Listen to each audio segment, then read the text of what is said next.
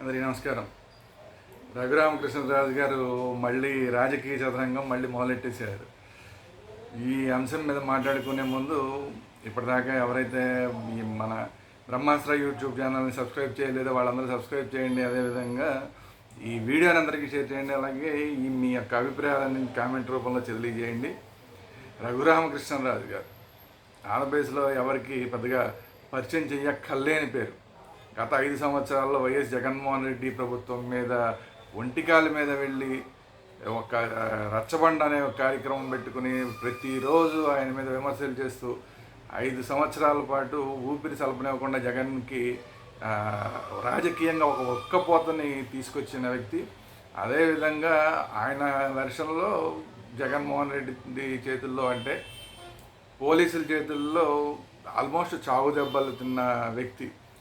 అట్లాంటి రఘురామకృష్ణరాజు గారు సరే భారతీయ జనతా పార్టీ తరఫున పోటీ చేద్దామని ఎంపీగా ప్రయత్నం చేయడం జరిగింది నరసాపురం నుంచి. అది సాధ్యపడలేదు. సరే దాని తర్వాత తెలుగుదేశం పార్టీ తరఫున కానీ లేదంటే జనసేన పార్టీ తరఫున కానీ ఎంపీగా పోటీ చేద్దాం అనుకుని ప్రయత్నం చేయడం జరిగింది. అది సాధ్యం కాలేదు. తర్వాత చివరికి ఉండి నియోజకవర్గం నుంచి తెలుగుదేశం పార్టీ తరఫున ఎమ్మెల్యేగా పోటీ చేసి గెలవడం జరిగింది.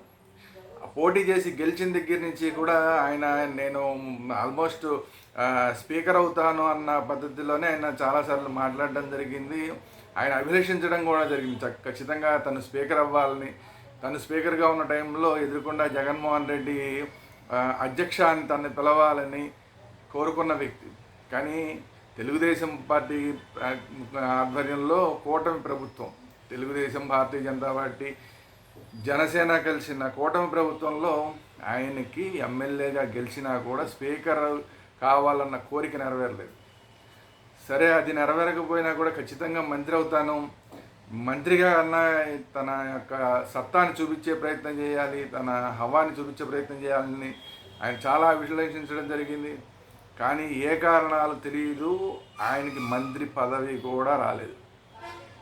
బహుశా చాలామంది మాట్లాడుతున్నది ఏంటంటే ఆయన యొక్క స్పీడ్ ఏదైతే ఉందో, ఒక రకంగా నోటి దురుసు అని విమర్శకులు మాట్లాడుతుంటారు. ఆయన నోటి దురుస్తనం ఏదైతే ఉందో అదే ఆయనకి అర్థం పడింది అనేది.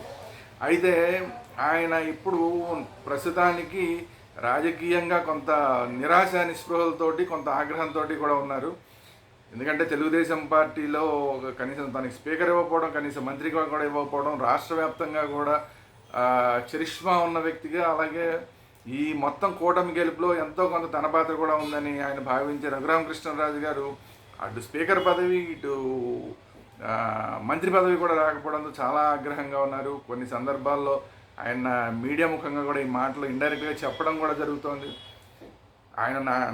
నేను బాగా పనిచేయని అనుకుని ఉంటాడు చంద్రబాబు, ఆ పని చేసే వాళ్ళని మాత్రం ఎన్నుకున్నారని అన్యాపదేశంగా మాట్లాడడం, అదేవిధంగా రాజులకి ఇవ్వడం అనేది ఇష్టం లేదేమో అందుకని ఇవ్వలేదేమో అని మాట్లాడడం, ఇట్లాంటివన్నీ జరిగినాయి. అట్లాంటి రఘురామకృష్ణరాజు గారు ఈరోజు చాలా పెద్ద షాక్. అసెంబ్లీ రోజు మొదలైన మొదటి రోజే జగన్మోహన్ రెడ్డి గారి దగ్గరికి వెళ్ళి కూర్చుని ఆయనతోటి కరచాలనం చేయడం, ఆయన భుజం మీద చెయ్యేసి మాట్లాడడం, ఆయన చెవులో మాట్లాడడం, పక్కన కూర్చుని మాట్లాడడం, ఇవన్నీ చూసి అసలు అన్ని పార్టీల వాళ్ళు, అటు వైసీపీ వాళ్ళు, ఇటు తెలుగుదేశం వాళ్ళు, జనసేన వాళ్ళు, భారతీయ జనతా పార్టీ వాళ్ళు అందరూ షాక్ గురయ్యారు ఆ దృశ్యాన్ని చూసిన తర్వాత. సరే, బయటకు వచ్చిన తర్వాత అందరూ అడిగితే ఏమేమి మాట్లాడారు మీరు అని అడిగితే, మీరు జగన్మోహన్ రెడ్డిని పలకరించడం మన బాధ్యత, దానికి ఉంది, అది మన సంస్కారం అని మాట్లాడారు. తర్వాత ఏం మాట్లాడారు మీరు జగన్మోహన్ రెడ్డితో అంటే, మీరు ప్రతిరోజు అసెంబ్లీకి రావాలని నేను అడిగాను, ఆయన చూస్తారుగా ప్రతిసారి నేను ప్రతిరోజు వస్తాను, నేను కంటిన్యూస్గా అసెంబ్లీకి వస్తాను, మీరే చూస్తారుగా అని మాట్లాడాడు అని చెప్పారు. అది కాకుండా శాసనసభ వ్యవహారాల శాఖ మంత్రిగా ఉన్న పయ్యావుల కేశవ్ దగ్గరికి వెళ్ళి ప్రత్యేకించి నాకు జగన్మోహన్ రెడ్డి పక్క సీట్ ఇవ్వండి, ఆయన పక్కనే నేను కూర్చుంటాను అని మాట్లాడడం ఏదైతే ఉందో ఇది కూడా అందరినీ ఆశ్చర్యానికి గురి చేసింది. అంటే ఇందులో 2 వర్షన్లు కనపడుతున్నాయి. ఒకటేమో పక్కన కూర్చొని ప్రతిరోజు ఆయన ఇబ్బంది పెడుతూ ఆయన ర్యాగింగ్ చేస్తారు రఘురామకృష్ణరాజు గారు అనేది ఒక వెర్షన్ అయితే, ఇంకొక వెర్షన్ ఏంటంటే ఏదైతే చంద్రబాబు నాయుడు గారి మీద కోపం ఉందో, ప్రస్తుతానికి కోపం ఉందో, తనకి స్పీకర్ పదవి కానీ మంత్రి పదవి కానీ ఇవ్వలేదని కోపం ఉందో, ఆ చంద్రబాబు నాయుడు గారికి కూడా చిన్న షాక్ ఇవ్వడంలో భాగంగా ఇప్పుడు ఈ జగన్మోహన్ రెడ్డి గారికి దగ్గరికి ప్రత్యేకంగా వెళ్ళి మాట్లాడడం. ఎందుకంటే ఈయన జగన్మోహన్ రెడ్డి గారి మీద ఈ మధ్య కేసు పెట్టారు రఘురామకృష్ణరాజు గారు. ఇంతకుముందు ఎవరు అలా కేసు పెట్టడానికి ధైర్యం చేయలేదు. కానీ రఘురామకృష్ణరాజు గారు ఈ మధ్య నన్ను ఎవరైతే కొట్టారో వాళ్ళలో జగన్మోహన్ రెడ్డి హస్తం కూడా ఉంది అని చెప్పి కేసు పెట్టారు. అలాంటిది 10-15 రోజులు తిరగకుండా వెళ్ళి ఆయనతో చేతులు కలపడం, ఆయనతో కూర్చుని మాట్లాడడం, చెవుల్లో గుసగుసలాడడం, ఇవన్నీ చూసిన తర్వాత రఘురామకృష్ణరాజు గారు త్రిపులారి గారు మళ్ళీ రాజకీయం మొదలెట్టేశారు. అటు ఆ పక్కన జగన్ తోటి, ఇటు పక్కన చంద్రబాబుతోటి కూడా మళ్ళీ రాజకీయం మొదలుపెట్టేశారు. తన మార్కు పందాన్ని చూపించడానికి ముందుకెళ్తున్నారని చెప్పి ఇప్పుడు రాజకీయ నాయకులందరూ అనుకుంటున్నారు. రాజకీయ విశ్లేషకులు కానీ, ఆంధ్రప్రదేశ్ ప్రజలు కానీ, తెలుగు ప్రజలు కానీ అనుకుంటున్నారు.